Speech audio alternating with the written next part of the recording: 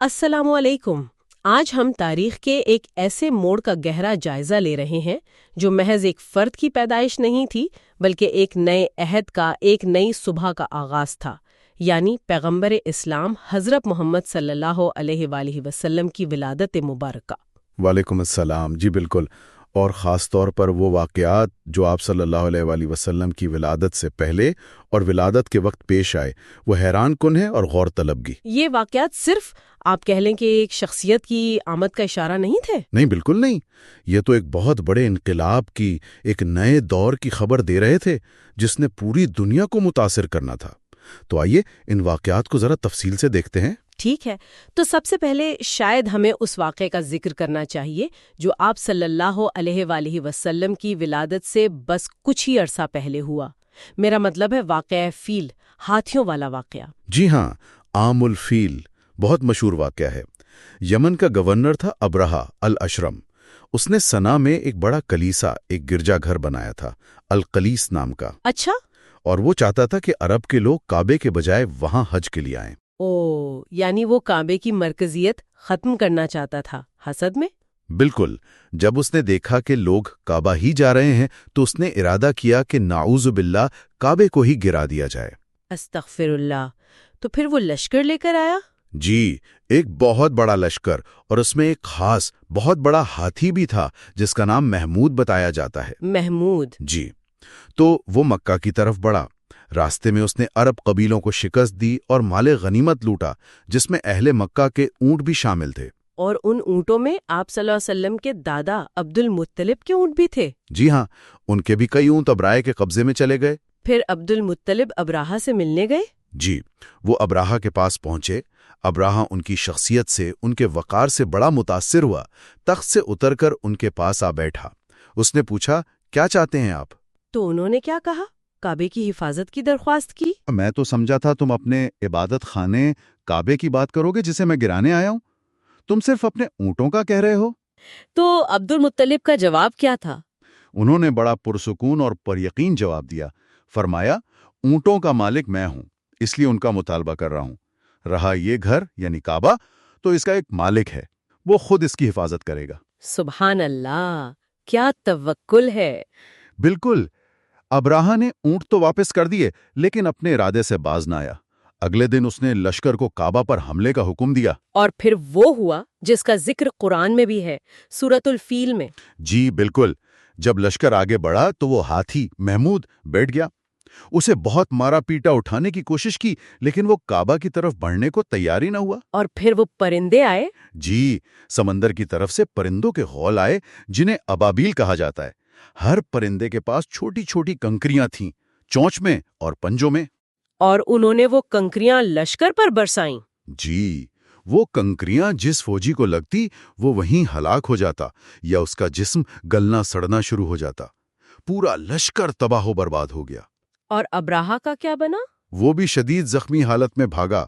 سنا پہنچتے پہنچتے اس کا جسم ٹکڑے ٹکڑے ہو کر گرتا رہا اور وہیں اس کی عبرتناک موت ہوئی۔ اللہ اکبر! تو یہ واقعہ آپ صلی اللہ علیہ وآلہ وسلم کی ولادت والے سال ہوا جسے پھر عام الفیل کہا جانے لگا؟ جی بالکل، اور یہ اتنا بڑا واقعہ تھا کہ اس کی خبر دور دور تک پھیل گئی۔ روم اور فارس کی جو بڑی سلطنتیں تھیں وہاں تک یہ بات پہنچی۔ اس نے ایک طرح سے مکہ کی اہمیت اور حرمت کو دنیا پر واضح کر دیا۔ تو یہ تو ایک طرح سے اللہ تعالیٰ کی طرف سے ایک بیرونی خطرے کے خلاف حفاظت کا انتظام تھا۔ جی لیکن ولادت سے پہلے اندرونی طور پر یا کہہ لیں کہ روحانی طور پر بھی کچھ نشانیاں، کچھ پیش گوئیاں تھیں؟ یقیناً تھیں۔ اہل کتاب میں، خاص طور پر یہودی علماء میں، ایک عرصے سے آخری نبی کا انتظار کیا جا رہا تھا۔ اچھا، ان کی کتابوں میں ذکر تھا؟ جی ہاں، تورات اور دیگر صحائف میں ایسی پیش گوئیاں موجود تھیں جن میں آنے والے نبی کی صفات، ان کی جائے پیدائش، ان کی ہجرت کی جگہ کا ذکر تھا۔ مثلاً کچھ نام وغیرہ یاد ہیں؟ کئی علماء کا ذکر آتا ہے، جیسے ابن الحیبان تھے جو شام سے خاص طور پر یثرب آئے تھے اسی انتظار میں۔ یعنی مدینہ؟ جی، اس وقت یثرب کہلاتا تھا۔ وہ کہا کرتے تھے کہ اب نبی آخر الزمان کی بعثت کا وقت قریب آ گیا ہے اور وہ اس شہر یثرب کی طرف ہجرت کریں گے۔ وہ یہ بھی کہتے تھے کہ میں ان پر ایمان لاؤں گا۔ اور قابل حبار کا بھی ذکر ملتا ہے۔ وہ بھی یہودی عالم تھے۔ بالکل، کعب الاحبار تو بہت مشہور ہوئے۔ وہ بھی یہی باتیں کرتے تھے کہ کتابوں میں ہم نے پڑھا ہے کہ ایک نبی آئیں گے جن کا نام احمد یا محمد ہوگا، جائے پیدائش مکہ ہوگی اور وہ یثرب ہجرت کریں گے۔ یعنی نام تک بتایا گیا تھا؟ جی، نام، جگہ، ہجرت گاہ، یہ سب نشانیاں تھیں۔ یہاں تک کہ بعض روایات میں ہے کہ آسمان پر ایک خاص ستارے کے طلوع ہونے کو بھی ان کی ولادت کی نشانی مانا جاتا تھا۔ یہ تو بڑی اہم بات ہے۔ اور خود عرب میں، قریش میں بھی کچھ اس قسم کی باتیں تھیں، جیسے عبد المطلب کا ایک خواب مشہور ہے۔ جی ہاں، عبد المطلب نے ایک خواب دیکھا تھا کہ ان کی پشت سے ایک زنجیر نکلی جس کا ایک سرا آسمان میں، ایک زمین میں، ایک مشرق میں، ایک مغرب میں۔ پھر وہ زنجیر ایک سرسبز درخت بن گئی۔ اچھا، اور اس درخت کے ہر پتے سے نور نکل رہا تھا، اتنا کہ سورج سے زیادہ روشن لگتا تھا، اور مشرق و مغرب کے لوگ اس درخت کی شاخوں سے لپٹے ہوئے تھے۔ قریش کے کچھ لوگ اسے کاٹنا چاہتے تھے تو ایک خوبصورت نوجوان انہیں روک رہا تھا۔ اس کی تعبیر کیا کی گئی؟ انہوں نے قریش کی ایک کاہنہ یعنی غیب کی خبریں بتانے والی عورت سے پوچھا۔ اس نے تعبیر بتائی کہ تمہاری نسل سے ایک ایسی ہستی پیدا ہوگی جس کی پیروی مشرق و مغرب والے کریں گے اور اس کی حکومت دنیا پر قائم ہوگی۔ سبحان اللہ، یہ تو واضح اشارے تھے۔ بالکل، یہ سب واقعات گویا ماحول بنا رہے تھے، ایک عظیم آمد کی تیاری ہو رہی تھی۔ اسی دوران ایک افسوسناک واقعہ یہ بھی ہوا کہ آپ صلی اللہ علیہ وسلم کے والد حضرت عبداللہ آپ کی ولادت سے پہلے ہی وفات پا گئے۔ جی، وہ ایک تجارتی سفر سے واپسی پر یثرب میں بیمار ہوئے اور وہیں ان کا انتقال ہو گیا۔ جی، یہ حضرت آمنہ اور عبد المطلب کے لیے یقیناً ایک بڑا صدمہ تھا۔ اب آتے ہیں اصل رات کی طرف، شب ولادت۔ وہ رات کیسی تھی؟ کیا وہ عام راتوں جیسی تھی؟ روایات کے مطابق وہ رات عام راتوں جیسی نہیں تھی۔ خود آپ صلی اللہ علیہ وسلم کی والدہ حضرت آمنہ نے اپنے حمل کے دوران اور ولادت کے وقت غیر معمولی تجربات بیان کیے ہیں۔ جیسے کہ؟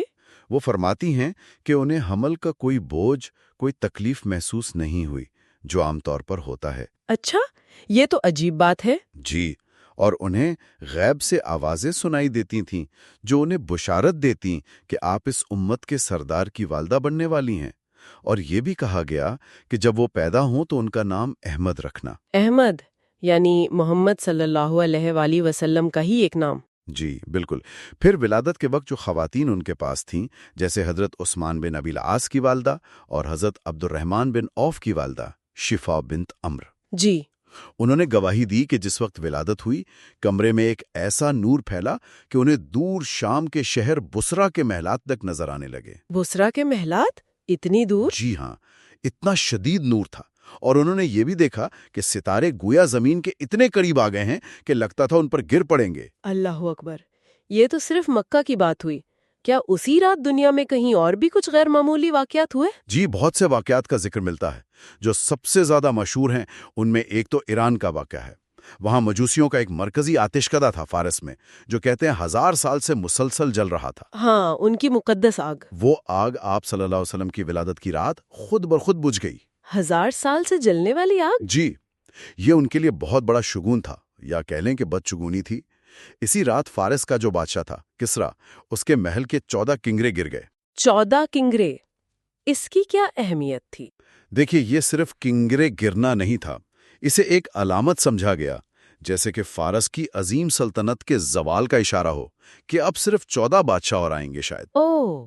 اسی طرح ایک اور واقعہ، بحیرہ ساوا، ایک جھیل تھی وہاں، وہ خشک ہو گئی، اور وادی سماوا جو ایک خشک وادی تھی، وہاں پانی بہنے لگا۔ یعنی بالکل الٹ ہو گیا؟ جی، اور ایک اور اہم بات، کعبہ کے اندر جو بت رکھے ہوئے تھے، تقریباً 360 بت، وہ سب اوندھے منہ گر پڑے۔ خود بخود؟ جی، خود بخود سرنگوں ہو گئے۔ یہ سب گویا اعلان کر رہے تھے کہ شرک کا دور ختم ہونے والا ہے اور توحید کا نور آنے والا ہے۔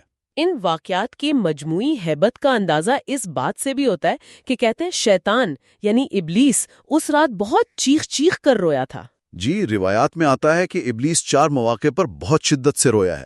ایک، جب اس پر لعنت کی گئی، دوسرا جب اسے جنت سے نکالا گیا، تیسرا آپ صلی اللہ علیہ وآلہ وسلم کی ولادت پر، اور چوتھا جب سورہ فاتحہ نازل ہوئی۔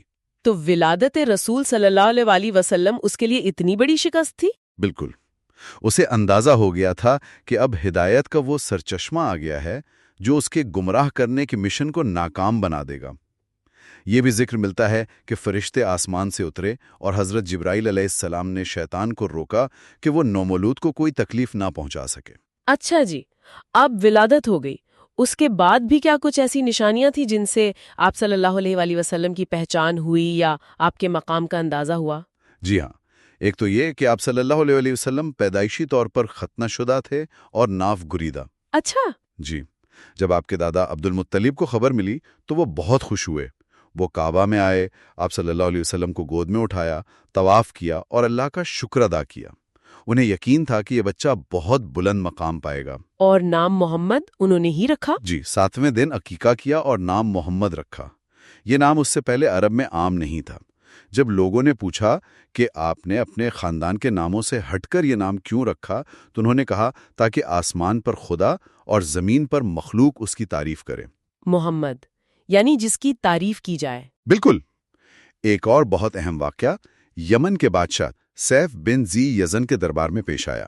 وہ کون تھا؟ سیف بن ذی یزن نے حبشیوں کو یمن سے نکالا تھا اور وہاں اپنی حکومت قائم کی تھی، تو عرب کے قبائل بشمول قریش اسے مبارکباد دینے گئے۔ قریش کے وفد میں عبد المطلب بھی تھے۔ اچھا۔ سیف بن ذی یزن کے پاس پرانی آسمانی کتابوں کا علم تھا۔ اس نے عبد المطلب کو الگ بلایا اور ان سے پوچھا کہ یہ بچہ جو آپ کے ہاں پیدا ہوا ہے کیا وہ آپ کا پوتا ہے؟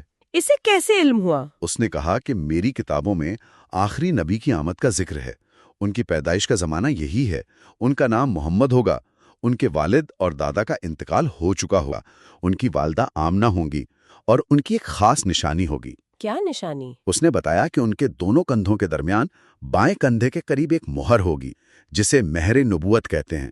وہ ایک ابھرا ہوا گوشت کا ٹکڑا ہے جس پر بال ہیں۔ اور کیا عبد المطلب نے اس کی تصدیق کی؟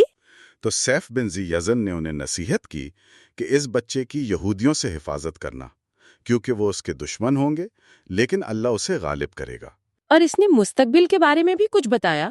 جی، اس نے یہ بھی کہا کہ اس نبی کی بادشاہت قائم ہوگی اور ان کی وفات اور تدفین یثرب میں ہوگی۔ اس نے عبد المطلب کو بہت سے انعامات دے کر رخصت کیا۔ یعنی ولادت کے فوراً بعد ہی اتنی دور یمن میں ایک بادشاہ آپ صلی اللہ علیہ وسلم کی نبوت اور مستقبل کی گواہی دے رہا تھا اپنی کتابوں کی بنیاد پر۔ جی، یہ واقعہ بھی آپ صلی اللہ علیہ وسلم کی عظمت اور آپ کی آمد کی اہمیت پر ایک دلیل ہے۔ تو اگر ہم ان سب باتوں کو جوڑ کر دیکھیں، واقعہ فیل سے لے کر پرانی پیش گوئیوں تک، عبد المطلب کے خواب، پھر ولادت کی رات کے وہ معجزات جو مکہ میں بھی ہوئے اور دنیا بھر میں بھی، اور پھر بعد کی یہ شہادتیں جیسے مہر نبوت یا سیف بن ذی یزن کی گواہی، تو ایک ہی تصویر ابھرتی ہے، وہ یہ کہ کائنات غیر معمولی ہستی کے استقبال کی تیاری کر رہی تھی۔ یہ سب کچھ ایک الہی منصوبے کا حصہ لگتا ہے جس کا مقصد انسانیت کی رہنمائی کے لیے آخری اور کامل ترین پیغمبر کو بھیجنا تھا۔ بالکل۔ یہ واقعات ہمیں یہ سوچنے پر مجبور کرتے ہیں کہ کس طرح تاریخ، فطرت اور شاید مافوق الفطرت عوامل بھی ایک نقطے پر مرکوز ہو رہے تھے۔ یہ محض اتفاقات کا سلسلہ نہیں لگتا۔ یقیناً نہیں، ہر نشانی، ہر واقعہ ایک بڑے مقصد کی طرف اشارہ کر رہا تھا۔ یہ ایک ایسی شخصیت کی آمد کا اعلان تھا جس نے نہ صرف عربوں کی بلکہ پوری انسانیت کی تاریخ کا رخ بدل دینا تھا۔ واقعی، اور یہ بات سامعین کے لیے بھی غور طلب ہے کہ اتنی ساری نشانیوں اور واقعات کا ایک تسلسل کے ساتھ ایک خاص وقت پر رونما ہونا، کیا یہ سب بے معنی ہو سکتا ہے، یا یہ اس بات کی دلیل ہے کہ تاریخ کا دھارا ایک خالق کی مرضی اور منصوبے کے تحت بہہ رہا ہے؟ یہ ایک سوال ہے جس پر ہم سب کو سوچنا چاہیے۔ بہت خوبصورت نقطہ ہے۔ اس پر غور و فکر کرنا ایمان کو تازگی بخشتا ہے۔